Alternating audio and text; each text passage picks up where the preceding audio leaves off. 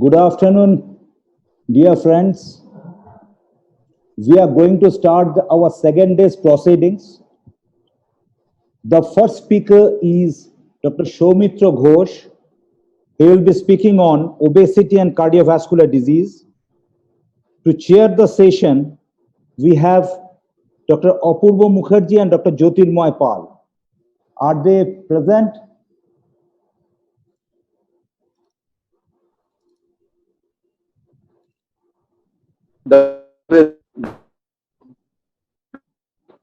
Hello.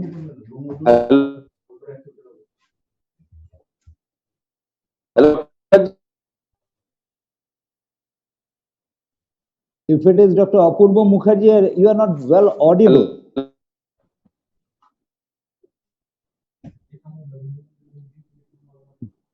Jignesh, can you see what's happening? Sir, Dr. Jyotirmoy Pal, internet is weak, sir.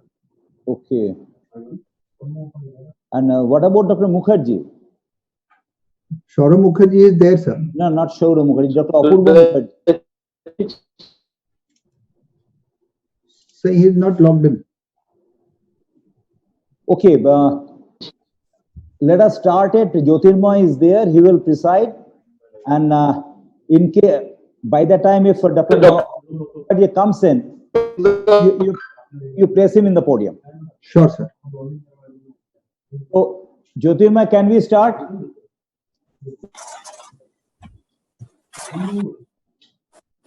Dr. Mukherjee is coming. Nice, very good. Good morning. Sir, Good afternoon. Yes. Yeah. Dr. Mukherjee, yeah, sir, can you place your mobile in the horizontal mode? Dr. Mukherjee, Apurva Mukherjee. Yes. Am I audible? You are audible. They are asking you to put it on a horizontal. Put your mobile, yeah, that's better. That's fine. So, without wasting any further time, let me start the inaugural session of the second day of the UCD as designed every year effectively by none other than our Professor Shantanu Guha, along with the academics of West Bengal cardiology who have been elevated by three important gentlemen needs mentioning Dr. Soumitra Ray, Dr. Saurav Mukherjee, as well as Dr. Supra Banerjee.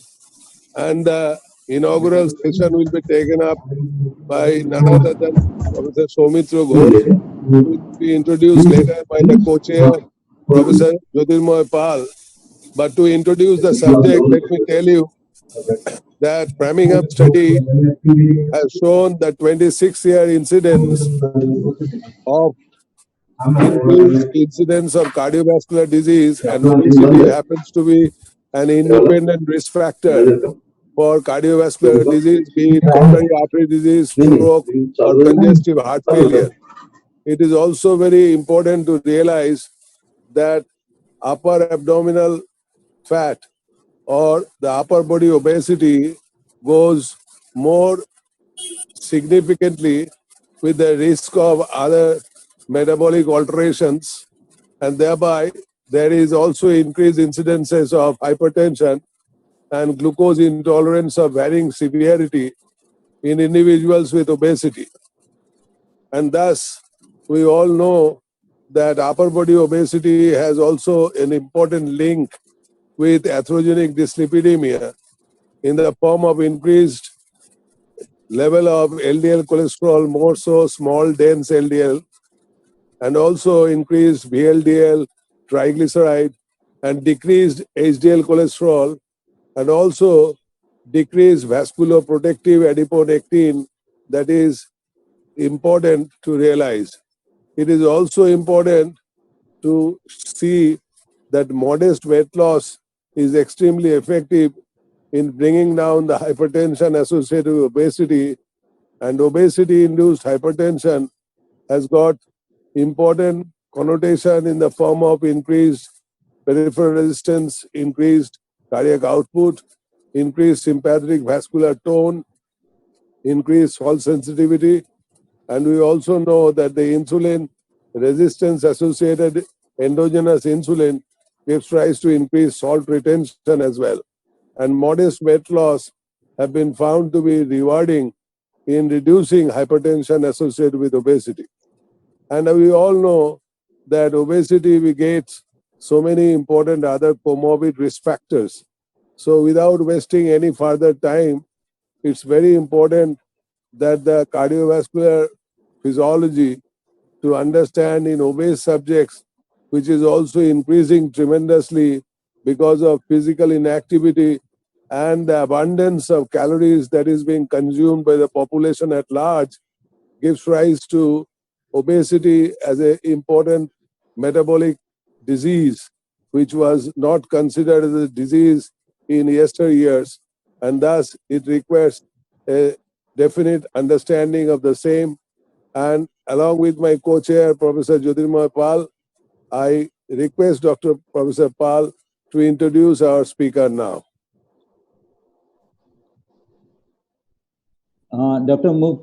Mukherjee, this Dr. Soumitra Ghosh perhaps doesn't require any introduction. Let him start his deliberation. After that, Dr. Jyotirmoy Pal will sum up the session. Yes, thank you. And go ahead with the questioning.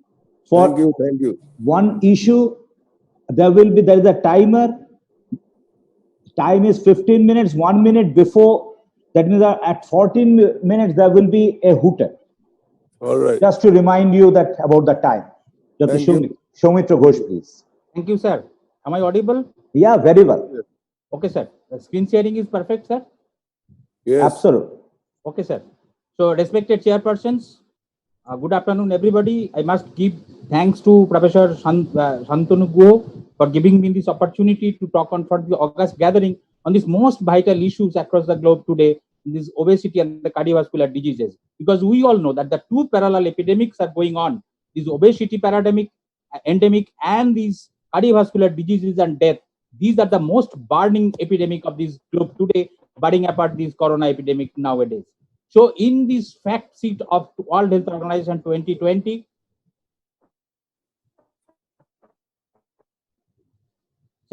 screen sharing is okay, sir?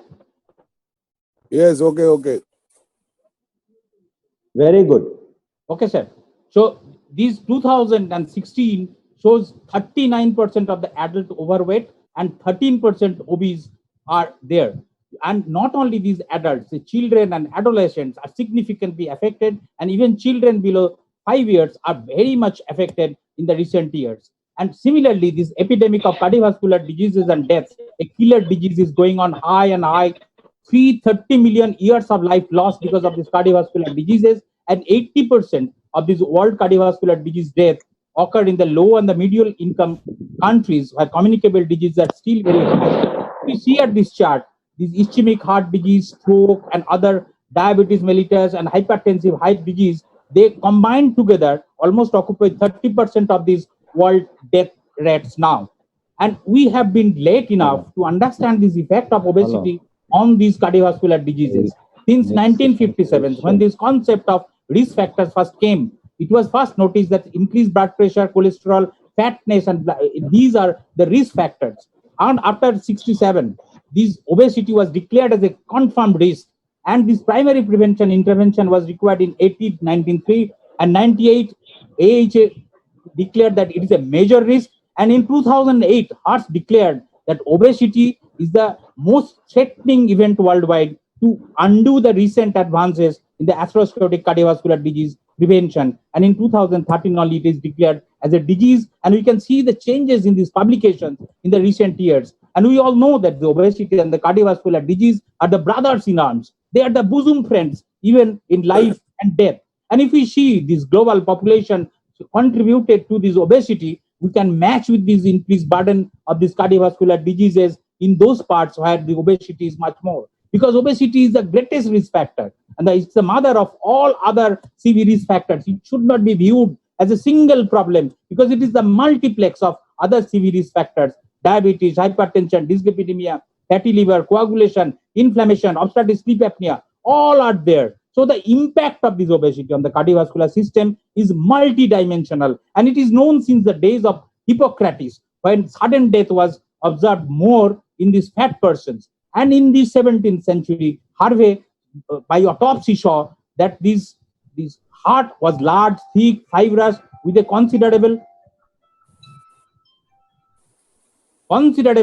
thick, fibrous, and quantity adhering fat on the pericardium as well as in the septum, and they had these overt features of heart failure in those patients. So it can be because of this increased atherosclerotic cardiovascular disease, obesity, cardiomyopathy, increased chances of heart failure, arrhythmia, stroke, and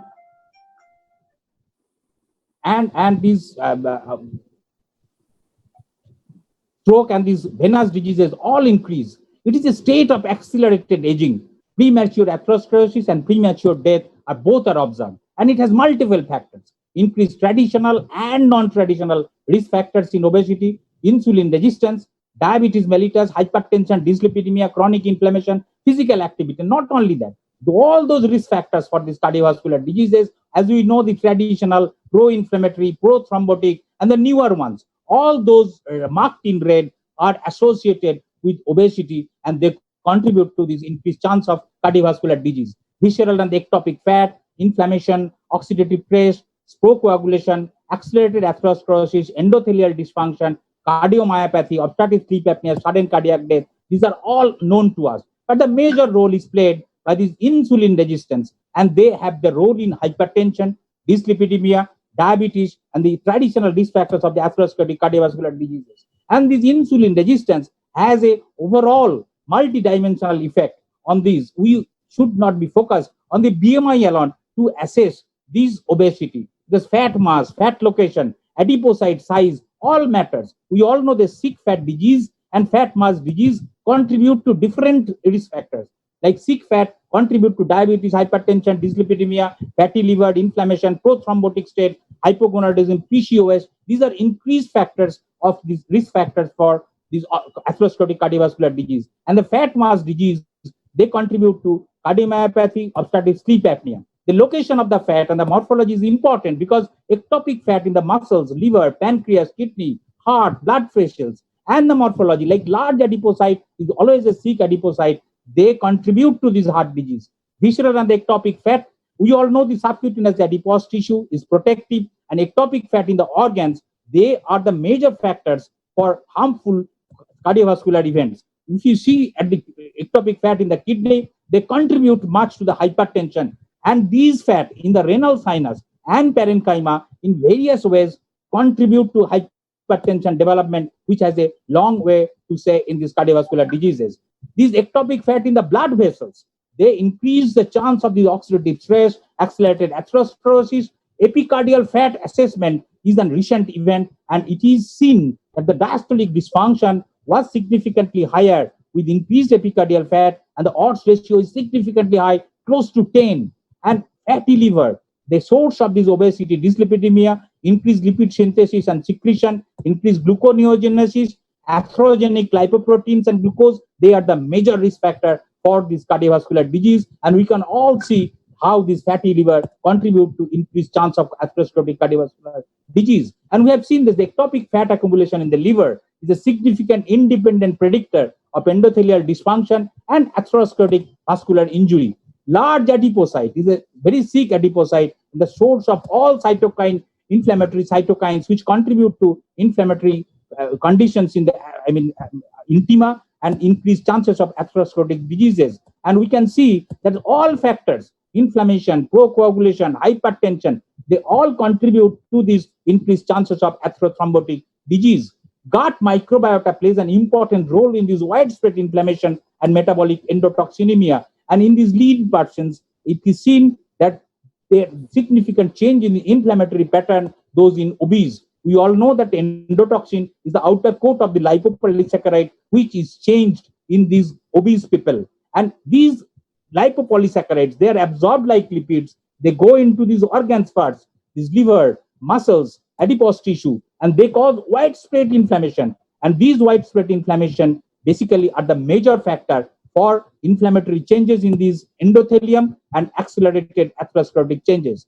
So obesity and hypertension, they are linked together very much. 6 times more common of hypertension in obese people, and they're the increased risk of coronary heart disease and stroke.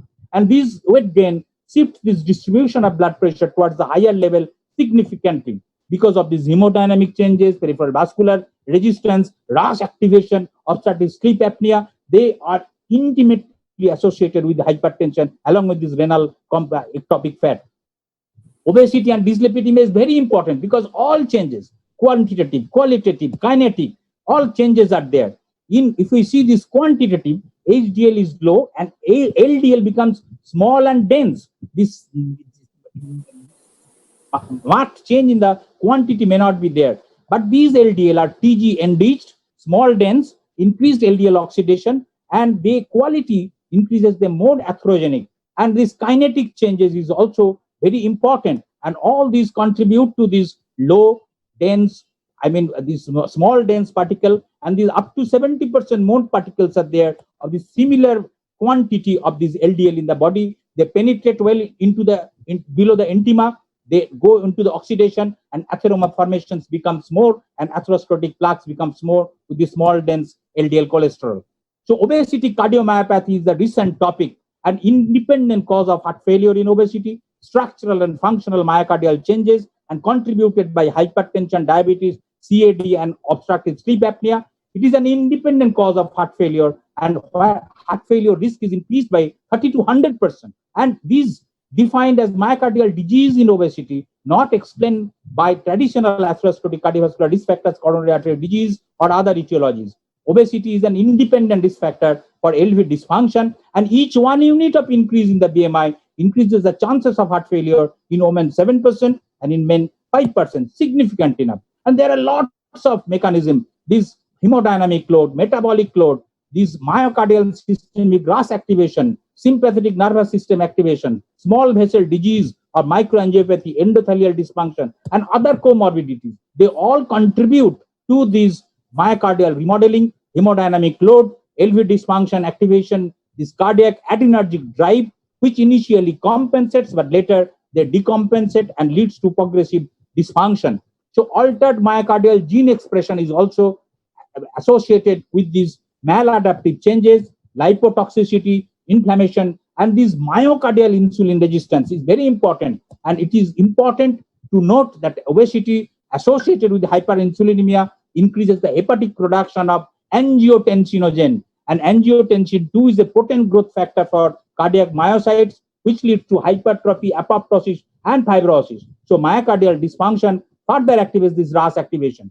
So insulin resistance and RAS activation, they lead to this sympathetic nervous system activation, myocardial dysfunction, and accelerated apoptosis of these cardiac myocytes. And all these lead to small vessel disease, endothelial disease, and leading finally to cardiomyopathy. It is a complex process, but it all are involved in this process. But other comorbidities like hypertension, ischemic heart disease, they also contributed to this. Obstructive sleep apnea also is contributing too much to this production of this increased sympathetic nervous system activation. Because we all know that obstructive sleep apnea, which is almost 40 times more in these obese people, they stimulate the sympathetic nervous system, surges blood pressure, arrhythmia is more, hypoxia, endothelial damage, myocardial injury, all are there.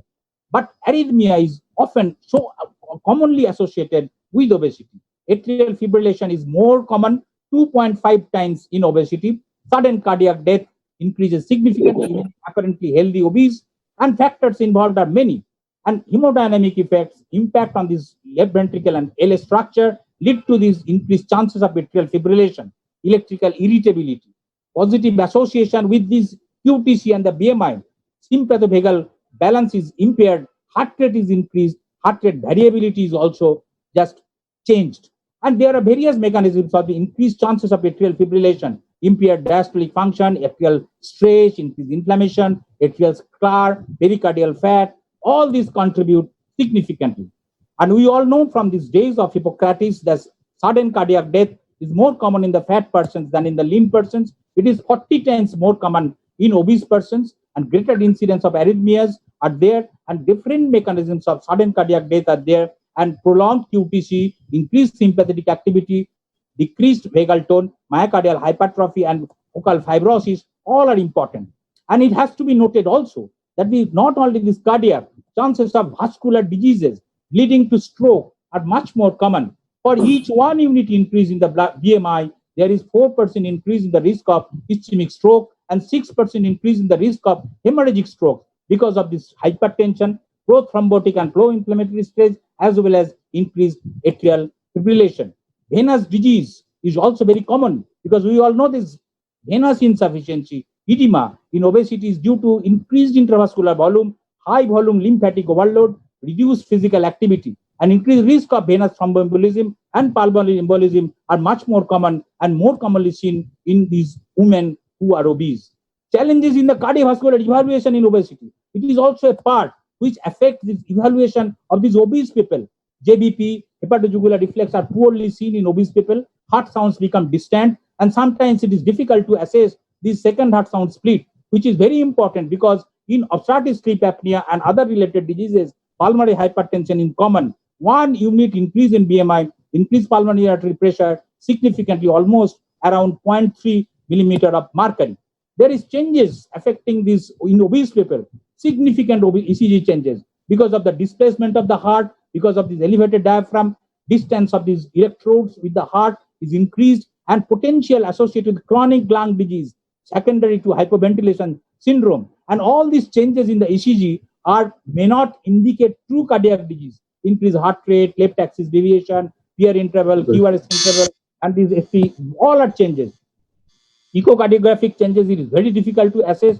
And we also know that this CAD patient can have imaging techniques, and doctors have 7 times more radiation to do an coronary angio in an obese patient. We always just recently learned about this obesity paradox. Is it real? Hypertension, heart disease, coronary artery disease, peripheral artery disease, all are seen this obesity paradox, but it is not real because they are focused on BMI only, and advanced heart failure is a catabolic state. Those who are in the heart failure, they often lose their body weight and they are become more seen in the study that they are more protected. Actually, it is not that. Proposed mechanism of heart failure in obesity, if we look into this, fat mass are detrimental and lean mass is actually protective. And these actually in various studies, it is seen that those who are obese and thin. Dr. Ghosh, please quick by 1 minute. 1 minute, okay, sir. So primary events is only 11.5%, but those who are lean fat, this primary events is 22%, but it is all because of these different kinds of body composition and does not have any positive role in protection of these patients. And different studies have shown that those who have this heart failure, they entered as an obese person, and as a result of this, they became lean in the later part. So obesity, what are the benefits of weight loss? Please summarize. Yes. Please summarize. So multiple mechanisms of this weight loss are there. So to conclude, obesity adversely affects the cardiovascular health in numerous ways. To improve cardiovascular outcome in obesity, focus on weight loss, improve body composition, and heart failure patients have unfavorable body composition, low lean mass, and sarcopenic obesity. And current obesity and cardiovascular disease epidemic may reverse the trend of steady increase in life expectancy, which we're experiencing in the last few decades. And we may see that these parents will see their children die in front of this because of the coronary arterial disease in this day when this obesity and cardiovascular disease are becoming so high. Thank you very much for your patient hearing. So I will be happy to have any question. Thank you very much. Thank you, Professor Ghosh, for highlighting the issue of obesity and cardiovascular disease. We are facing a overt pandemic, that is COVID-19, but from the late 20th century and 21st century, due to the change in the socio-economic structure and also due to the lack of awareness, there is another underlying pandemic, that is the obesity. You know, Lord Vishnu has 10 avatar. Kurmo, Varaha, Nishingo, Ram, different 10 avatar. So also obesity, heart disease, diabetes, hypertension, polycystic ovary disease, fatty liver, all are basically the manifestation of the same pathology. So if today you suffer from obesity, next 1 year you will develop the diabetes, next another 2 years you will develop the hypertension, another 5 years develop the cardiovascular disease. So you cannot escape. If you suffer from one disease, you cannot escape from the others. So prevention is very much important to control this pandemic. Otherwise, this will kill more people that died due to the COVID-19 infection. So, I invite questions. Please see in the chat box what are the questions are there. Chat box, no question. No till question now. is there. No question till now. So, any question or any comment from Professor Mukherjee? Yes. No question in particular. Chat box. So please, sir, conclude the session. So thank you, sir, for the nice comments, and thank you, Professor Go, for the Thank you. chance you have given to me. Thank you. Thank you very much, Professor Thank you. Ghosh, Professor Mukherjee, and Professor Pal. Wonderful session. Actually, such things in obesity is not very well known to the cardiologists, to be very honest. I learned a lot of things today. Thank you very much. Thank you, sir. Thank you. Thank you very much. Thank you. Thank you. Thank you, sir. Thank you.